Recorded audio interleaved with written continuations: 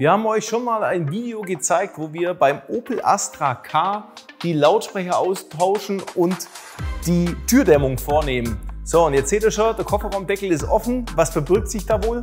Der Subwoofer. Unsichtbar natürlich, in der Reserveradmulde installiert, und das ist jetzt fertig und bringt Bass. Wir zeigen euch, wie das Ganze eingebaut wird, was es da für ein zusätzliches Material gibt, damit ihr das alles ordnungsgemäß installieren könnt, und heiße euch herzlich willkommen bei AAS24, eurem Kanal für guten Sound im Auto.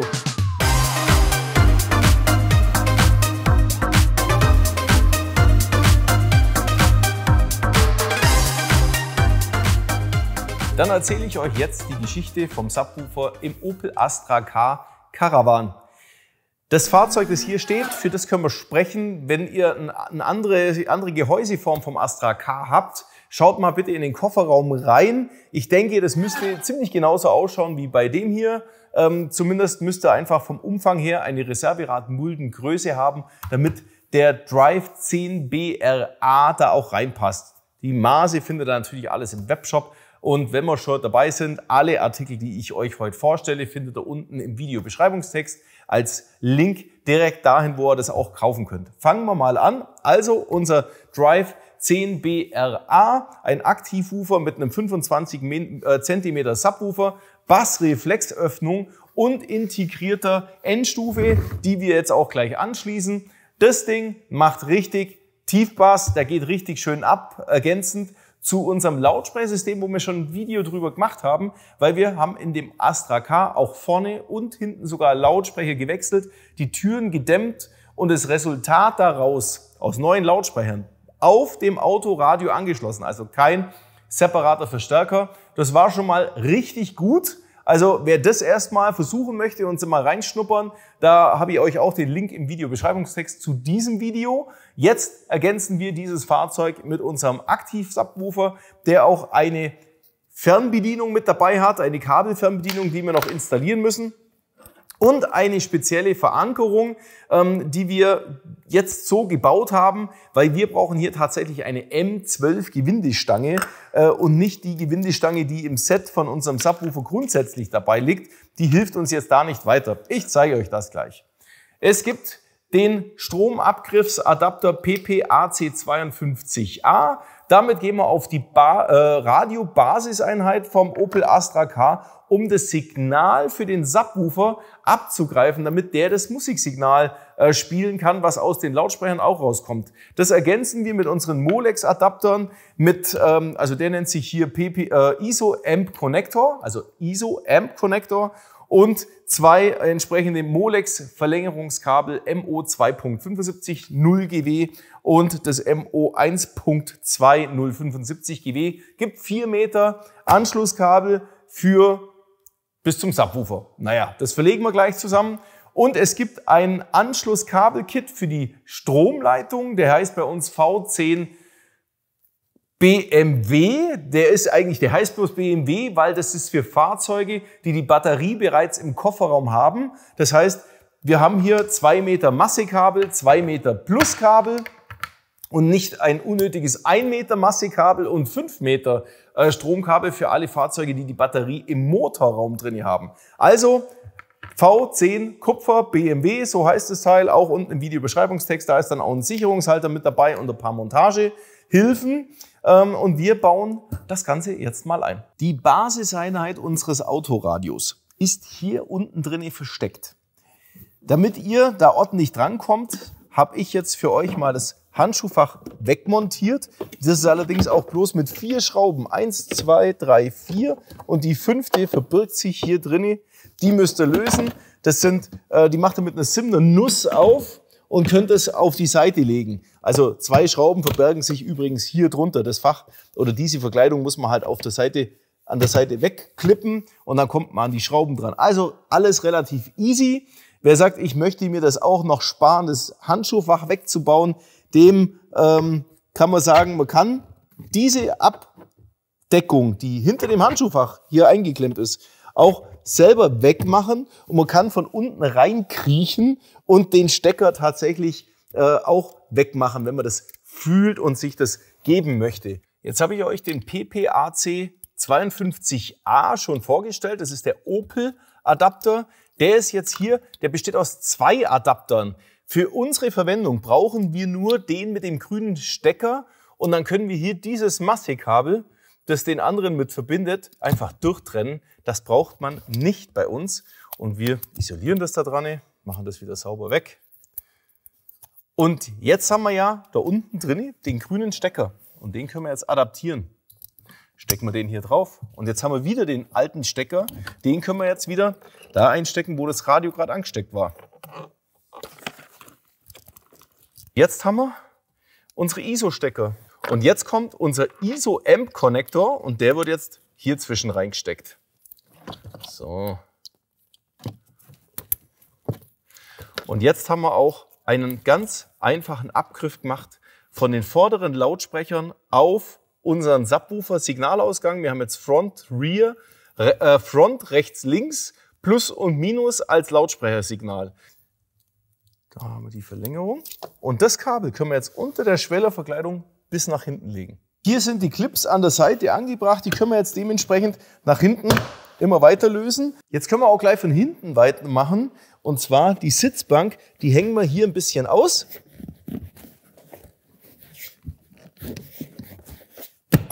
So. Und gleich auch die Seitenwange hier ein bisschen abklippen, damit wir an das untere hier drankommen. Jetzt können wir hier vorne noch unter den Gummi mit einem breiten Remover-Tool, weil das ist ein ziemlich großer Clip, der da drunter ist, den hier rausnehmen. So, der steckt hier drinne. So, weg damit. Und jetzt haben wir die Möglichkeit, und jetzt haben Sie die einmalige Möglichkeit, mit einem Durchzugsband bis nach vorne einmal durchzuschieben, ohne dass man die B-Säulenverkleidung entfernen muss. Das kommt natürlich vorne raus und hier kann man jetzt mit einem Isolierband unser Subwoofer-Kabel anhängen und bis nach hinten durchziehen. So dass wir das von hinten nehmen können und hierher ziehen. Unser Durchzugsband können wir auch gleich hier drunter fahren, dass wir unter dem Sitz sind und können das Kabel natürlich auch gleich bis dahin bringen. Und jetzt sind wir eigentlich schon fast im Kofferraum. Jetzt müssen wir das Kabel noch hier unter den Sitz in den Kofferraum reinlegen und alles wieder zumachen. Fast vergessen, wenn wir jetzt schon alles aufhaben, dann legen wir natürlich unser Kabel für die Fernbedienung auch gleich mit rein und ziehen die natürlich auch bis zur Endstufe hinter, also bis zum Subwoofer. So soll der Kofferraum ja nachher auch wieder ausschauen. Deswegen gehen wir hier unten rein und jetzt finden wir auch unser Kabel hier unten drin wieder. Hier ist unser Kabel Nummer 1 und Kabel Nummer 2 ist auch hier. So, und das können wir jetzt auch da dran für den letzten 1,20 Meter verlängern. Dann platzieren wir schon mal den Woofer fürs Erste. Und zwar muss die gerade Fläche hier vorne und hinten sein und nicht die eckige, weil sonst liegt er nicht richtig auf. Wir können jetzt den mal so reinlegen, schauen wir uns das Ganze an. Und jetzt haben wir ja solche Moosgummistreifen mit dabei. Die können wir jetzt hier unten mit reinkleben. Können wir entweder aufs Blech geben oder an den Woofer. Ich mache das jetzt mal hier aufs Blech. Machen wir 2 Stück nebeneinander. So dran. Und auf der anderen Seite machen wir es genauso.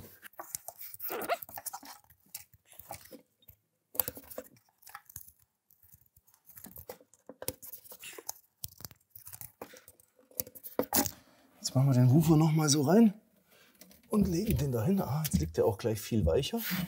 Und das ist nachher unsere Gummikappe. Da können wir nachher unsere Gewindestange durchmachen, weil wir haben hier tatsächlich eine M12, schon dicke Gewindestange, aber die legen wir euch ja dabei und können die nachher fixieren. Jetzt geht es erstmal um das Ablängen der Kabel, weil wir müssen jetzt von unserer Endstufe auf die Pole drauf. Und dann nehmen wir mal unsere Kabel her und schauen mal, wie das so passt. Das heißt, wir müssen hier unten an die Terminals dran. So, dann lassen wir einfach ein bisschen mehr Luft und können auf Plus und auf Minus hier ganz entspannt drauf gehen und die Kabel zusammennehmen. Das Plus habe ich jetzt ein Stückchen länger lassen, weil wir von einer Seite kommen. Dann ist natürlich erstmal das Minus dran und dann das Plus. Und das Ganze packen wir nachher auch schön in einen Gewebeschlauch rein. Deswegen nehmen wir die jetzt mal ein bisschen hier zusammen. An vorher ausgeschilderter Position ablängen. Und jetzt können wir auch unseren Gewebeschlauch hier drüber ziehen. Dann schaut das nämlich ganz ordentlich aus. Und den machen wir einfach mal so lang. Und ziehen den von hinten mal drüber.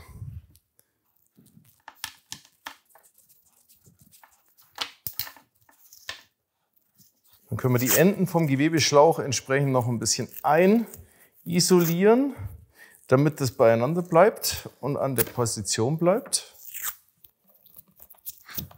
Und auf der Seite genauso. Den dünnen Gewebeschlauch und das Remote-Kabels brauchen wir in unserem Falle nicht. Das ist für andere Anwendungen gedacht. Und wir müssen jetzt unseren Sicherungshalter hier einbauen. Und das können wir machen, indem wir das Kabel hier beim Pluspol irgendwo trennt, wo es sauber passt, und können dementsprechend 2 Enden in den Sicherungshalter einfahren. Die Enden können wir jetzt hier mit den beiliegenden Aderendhülsen in unseren Sicherungshalter einbauen. Und den bauen wir jetzt hier mal auseinander. Wie geht er denn auseinander? So. Und können mit den entsprechenden Imbusschrauben die Pole lösen und aufmachen. So, das ist jetzt eigentlich alles kein Riesending. Wir machen hier den Sicherungshalter mit rein und vor lauter Erzählen mache ich noch den Mist. So, und bringen die Sicherung hier rein.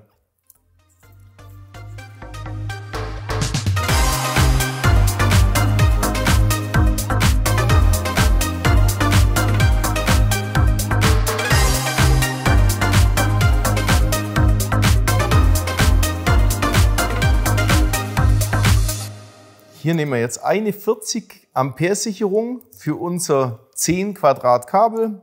Das passt genau richtig. Und hier können wir jetzt die Sicherung mit reinschrauben. Und den Deckel auch wieder zumachen. So, dann ist das richtig gut verstaut. Und jetzt gehen wir noch auf Plus und Minus und machen auch noch Aderendhülsen auf das andere Ende unserer Kabel für Plus und für Minus, damit wir es an der Endstufe richtig anstecken können.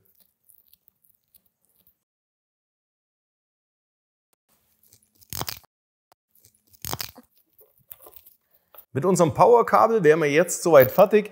Die restlichen Sachen brauchen wir in dem Fall nicht. Wer noch ein paar Kabelbinder für irgendwas braucht, ist ja wurscht. Ich glaube, in der Werkstatt geht sowas nicht fehl am Platz. So, wir bauen das Ganze jetzt ein. Jetzt können wir Plus und Minus aufschrauben. Plus 12 Volt ist unser silbernes Kabel. Wer ein Kabelkit hat mit roten und schwarzen Anschlüsse, dann ist es halt Rot Plus und Schwarz Minus.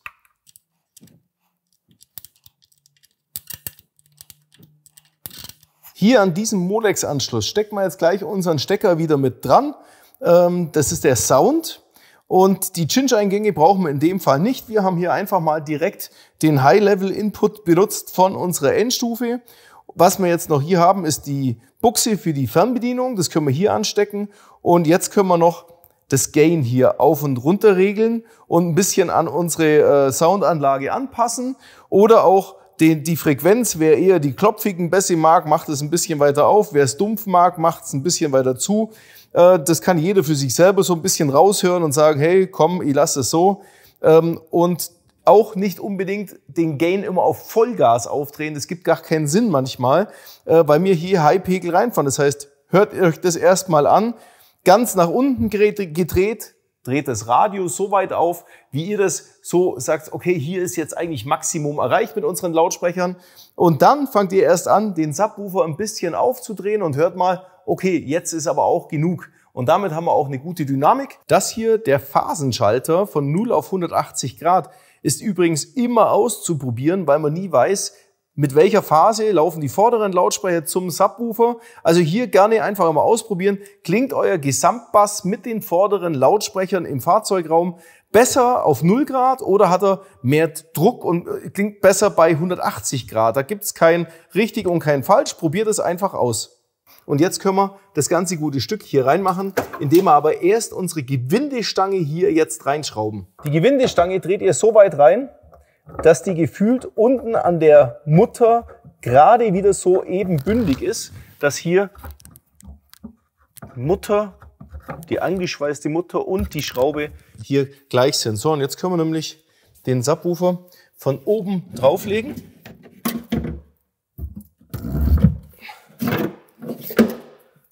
Das Kabel nachher gleich anschließen und hier das Ganze jetzt festschrauben. So. Und bitte nicht wie ein Ochse zudrehen, sondern so, dass der Woofer halt hält. So, wunderbar.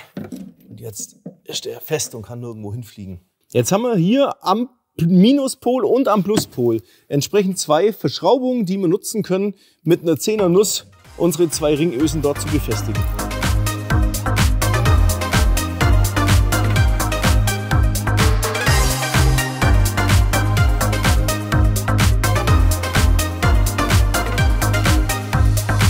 Also der Einbau war ja jetzt nicht allzu schwierig. Wir haben Stromversorgung, kommen wir ganz easy hin, und den Abgriff hier vom Sound haben wir auch ganz easy hingebracht. Und jetzt hören wir das Ergebnis mal an. Wenn wir jetzt mal so ein bisschen, das ist halt schon Bass. Jetzt ist eine Anlage, hat eine Anlage. Da schiebt es richtig in den Keller runter. Da fängt auch der Rückspiegel zum Vibrieren an und wir können immer noch ein bisschen lauter machen. Also es geht jetzt schon richtig gut. Also ich denke, ich drehe noch weiter. Okay, jetzt lassen wir es mal. Aber ich finde, das ist Party-Lautstärke. Also damit kann man jetzt richtig Spaß haben, auch bei höheren Geschwindigkeiten einfach mal den Rest auszublenden, nur die Musikanlage zu hören. Also das ist schon was anderes wie vorher.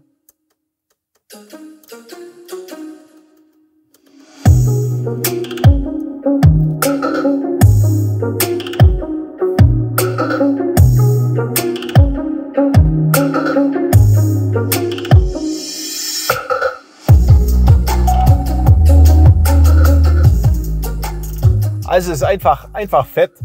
Also im Bassbereich haben wir jetzt einfach genau das, was wir brauchen. Und ob ihr das braucht, das müsst ihr für euch selber entscheiden. Ich kann euch ja nur sagen, was es so alles für euer Fahrzeug gibt, wie man es einbaut, gebe euch Hilfestellungen. Und damit sind wir am Ende des Videos und ich wünsche euch viel Spaß beim Selbermachen. Bis bald, euer Olli.